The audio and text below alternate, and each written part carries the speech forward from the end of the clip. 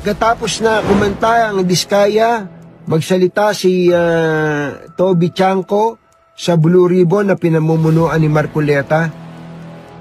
At kung ano-ano pa yung nadiskubre natin doon, mga kababayan, bigla mong papalitan yung Marcoleta. Ayon sa sinumpaang salaysay ng mag-asawang Diskaya na binasa sa pagdinig ng Senate Blue Ribbon Committee, pwersahan silang isinangkot sa mga proyekto gamit ang kanilang pangalan at kumpanya upang mailusot ang budget na nakalaan umano para sa piling mambabatas at DPWH officials. Idinitalya nila kung paano dumadaloy ang pera. Matapos maaprubahan ang proyekto, aayusin umano ng mga kongresista at DPWH officials ang release ng pondo na kanaunan ay kukunin ng mga bagman na inatasan ng mga politiko. Tahasang pinangalanan sa salaysay, sina House Speaker Martin Romualdez at Congressman Zaldico na kabilang sa nakikinabang umano. Git na mag-asawa, sila ay napilitan lamang sumunod dahil kung hindi umano lalabas ang bayad sa kanilang mga proyekto. May nagsasabi nga, dapat daw maging Blue Ribbon Committee Chairman itong si Ping Lacson. Kaya lang, hindi po siya abogado eh.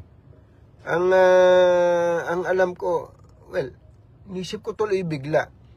Meron bang naging chairman ng Blue Ribbon Committee in the past na natatandaan kayo na hindi abogado? Para ako, wala akong natatandaan eh. Wala akong natatandaan. Anyway, moving forward, ang ating pong balita, papalitan si Senator Rodante Marcoleta bilang chairman ng Blue Ribbon Committee. Well, nasa kanila naman yun. Pero, yan lang, hindi ba medyo masama ang optics nun? Pagkatapos na kumanta ang Diskaya, magsalita si Toby Chanco sa Blue Ribbon na pinamumunuan ni Marcoleta. At kung ano-ano pa yung nadiskubre natin doon, mga kababayan, bigla mong papalitan yung Marcoleta. Parang medyo hindi maganda ang optics doon. Yun na may nasa sa isip ko lang, hindi po ba? Naiisip ko lang naman yun. Para bagang pagkatapos na pangalanan ang mga congressman, including Speaker, binanggit ng Diskaya, Speaker, para daw sa Speaker, para daw kay Saldi, biglang papalitan si Marcoleta, para bang ang dating ba't nyo nang parurusahan yung Marcoleta? Pagkatapos silang, para mataos kumanta yung mga testigo nila doon, biglang papalitan. Parang ganun po yung dating, ano? Ewan ko lang, naisip ko lang din naman yun. Naisip ko lang naman yun, mga magulang at mga mahal na taga-subaybay. Pero, nasa kanila po yun eh. Alam nyo, in fairness sa mga senador, unlike in the House of Representatives, sa Senado po, pag nagpapalitan ng mga leaders ng Senado, okay lang yan. Pinag-uusapan lang sa caucus yan eh. Sabi nga ng mga matatanda na Senate President if you have the numbers, you can take my seat. You can take my position. Usapan lalaki lang yun. O sige, di mamaya, di-declare natin na bakante yung Senate seat o Senate President seat. Ganun po nangyari kanina. Meron pong motion to declare the position of Senate President vacant at kinuha na po, inapprove ng buong body at nag-motion para po nag-nominate kay Senate President Tito Soto. Ayun lang po, ang bilis ng usapan. So, ang hanging question now is, if ever the original plan of changing the leadership in the Blue Ribbon Committee will push through, sino ang magiging Blue Ribbon Committee Chairman? Sino? Kayo po ang aming tinatanong. Kayo po ang aming tinatanong. Sino ang dapat na maging Blue Ribbon Committee Chairman? Mga magulang at mga mahal na taga-subaybay.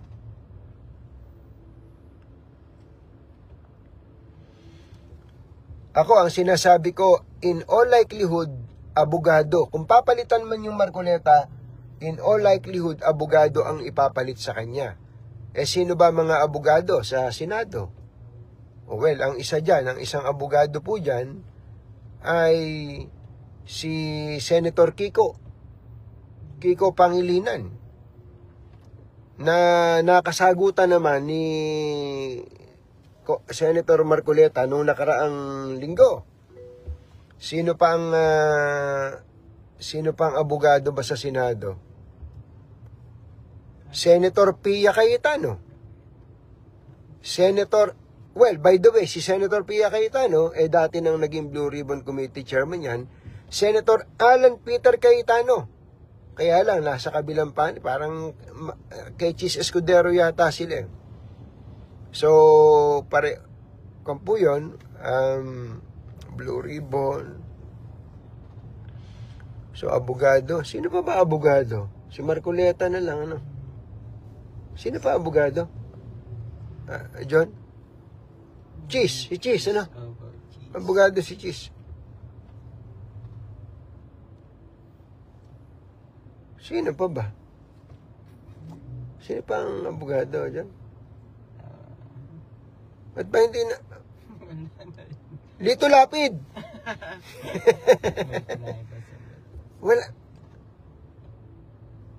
Wala na pala tayong abogado sa Senado. Bilangin ko nga uli. Chis Escudero, Alan Cayetano, Pia Cayetano, Dante Marcoleta,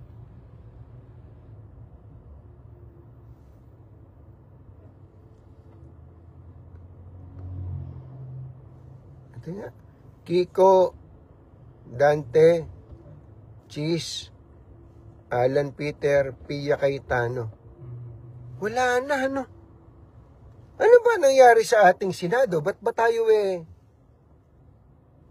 kinapos na ng abogado, ano? Gone were the days when the Senate was dominated by lawyers / orators / statesmen, no? Wala na pa. Alimbawa lang John, naalala ko nung araw ang Senado, ang mga miyembro ng Senado ay ang mga sumusunod. Jovito Salonga. At hindi, no? Batang-bata, Joey Lina, no? Si Mamintal Tamano. Hindi mo na kilala to. Victor Siga, nabanggit ko na. Di ba? Victor Siga. Tapos, Teofisto Gingona. Raul Manlapus. Mga magagaling na mga senador yan. Ano? Tapos, merong kapatid si dating Pangulong Ramos, hindi siya abogado pero magaling din. Yung ang kanya ang kanyang jingle, Kuya Eddie, yung siya, si Leti Ramos siya. Siya, si Leti Ramos siya. Ramos siya, hindi uurungan mga problema. Wala, hindi. Si Risa Ontiveros, hindi abogado. Ganon ang inaabot natin. Ano? Ba't ba ganito nangyari sa Senado natin? But siyempre, nung 1995, nagkaroon tayo ng Miriam Defensor Santiago. Ayan. Nagkaroon tayo ng Franklin Drilon, Teofisto Gingona Sr. Ayan. Nagkaroon tayo ng Joker Arroyo. Ayan. Wigberto Tañada. Si Raul Rocco. Raul Rocco. Ayan. Mga abogado yan. Alam nyo, nung nagko-cover ako ng Senado, ako aliw na aliw. Natututo ka talaga. Matututo ka talaga. Ano ba nangyari sa Senado natin, mga kababayan, Ay, nako. Anyway, napag-uusapan lang natin. So, in relation to what we were discussing earlier, napapa-English tuloy ako, Ano po, mga kababayan? what will happen to the testimony of the Discayas? Oo, nasa record na ng Blue Ribbon Committee yon. Actually, hindi pa pala yon. Yun munang contempt, yung ipinataw na contempt dito kay Bryce Hernandez. Ano mangyayari pag nagpalitan ng leadership sa Blue Ribbon Committee? Ike-carry ba nila yon? I-adapt ba nila yon? Naku, abangan po ang susunod na kabanata. Ano po, mga magulang at mga si Rapi Tulfo ba? Hindi ba abogado si Rapi Tulfo? Judge siya, di ba? Magaling din siyang mag-judge eh. Ayan, tama, Lenilyn Agustin, Enrile, ayun, ang gagaling. Pimentel, ayun, nadali mo. Pimentel. Rene Sagisag, Bac Jimenez Cruz, thank you. Maraming salamat po sa inyo. Imagine, no? Imagine yung pong mga magagaling, ano? Ay, nako, hanggang sa panghihinayang na lang po tayo eh. Mga magulang at mga mahal na taga-subaybay. Ay, Kuya Ariel Peralta, isang karangalan na ikaw ay nanonood ng ating palatuntunan. Binabati ka ni bati mga si Ariel. Boss Ariel.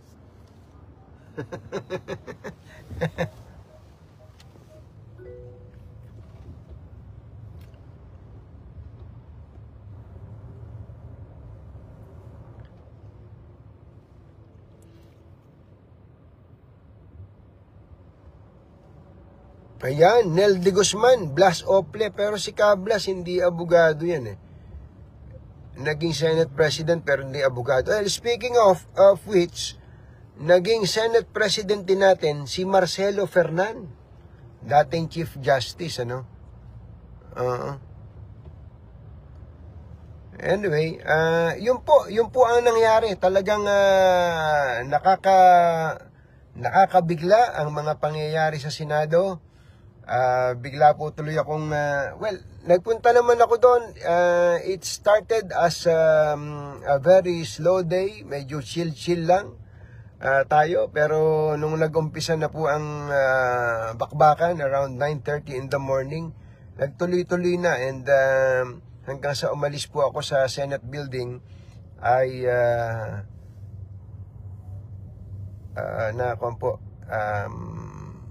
noon lang po na tingin ko napahinga. Maceda. Ayun pa pala, Maceda, Senate President Maceda, Dick Gordon, in fairness. Opo. Kasi Camille hindi rin abogado, si Mark Villar hindi rin abogado, Robin Padilla hindi rin. Sino pa ba? Erwin Tulfo, hindi rin abogado. Sundalo siya. No? Sorry. Peace, man. Si Erwin Tulfo ay sundalo. Ayan, sundalo. Oy, Nelia Kunanan Binuya. Hello po. And bilang panghuli, kung nagkaroon po ng palitan ng leadership sa Senado, ano ngayon ang mangyayari sa leadership ng mababang kapulungan? Alam nyo, kahit na sino pa ang suportahan ng Pangulo, halimbawa ay para palitan si Speaker Martin Romualdez, sigurado susuportahan din po ito ng mayorya ng mababang kapulungan, ano. So it's really upon the president to say the word, Ang sabi nga daw ng mga congressman, just say the word and they will act. Kaya lang, does the president need to say the word? Hindi ba kailangan niya magbasa na lamang ng body language ng Pangulo ang mga mambabatas natin? Kailangan pa bang bigkasin ng Pangulo yon? Nung sinabi ng Pangulo na mahiya naman kayo, nung sinabi ng Pangulo na naiiyak ako. Naiiyak ako, sabi ng Pangulo. I'm upset, sabi ng Pangulo, na sila'y nagpapayaman. Nagpapayaman sila samantalang ating mga kababayan, nagtatrabaho lang naman sila. Nagsisikap sila araw-araw. Ang gusto lang na mahalin nila ang kanilang pamilya. Subalit, itong mga ito nagpapayaman lang. Alam ko na alam ng House leadership kung sino ang pinatatamaan ng Pangulo. Hindi lang po mga kontraktor, hindi lang mga taga DPWH ang pinatatamaan ng Pangulo. In other words, ang gusto lang nating ipunto doon, the President for me does not need to say the word. He has already stated his intention through his actions, through his body language. Dapat marunong magbasa between the lines ang ating mga mambabatas. But of course, at the end of the day, it's really up to the majority of the membership of the House. Anyway, magpapatuloy po tayo. Ang tunggak na oras, ayan pa pala.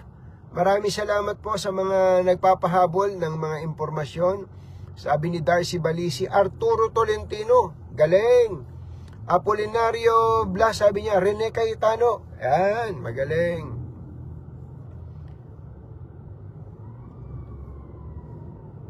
Ayan.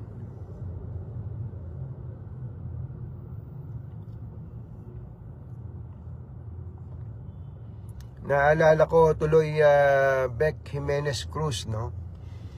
Kung natatandaan nyo pa rin po, nung nagkakaroon po ng problema sa term sharing sa House Speakership,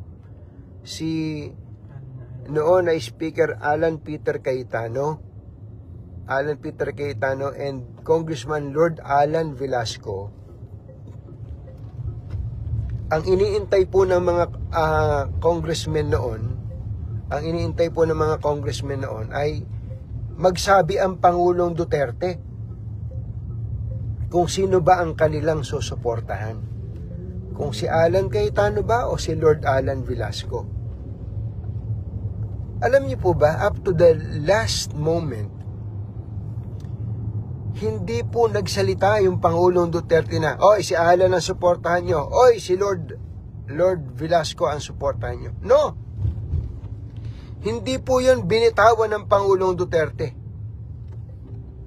Binasa lang po ng mga members kung ano ang body language ni Pangulong Duterte. And when the House majority decided to support Lord Alan Velasco, napalitan yung Alan Peter Cayetano. Ganun lang po yun, hindi na kailangang isabibig yun.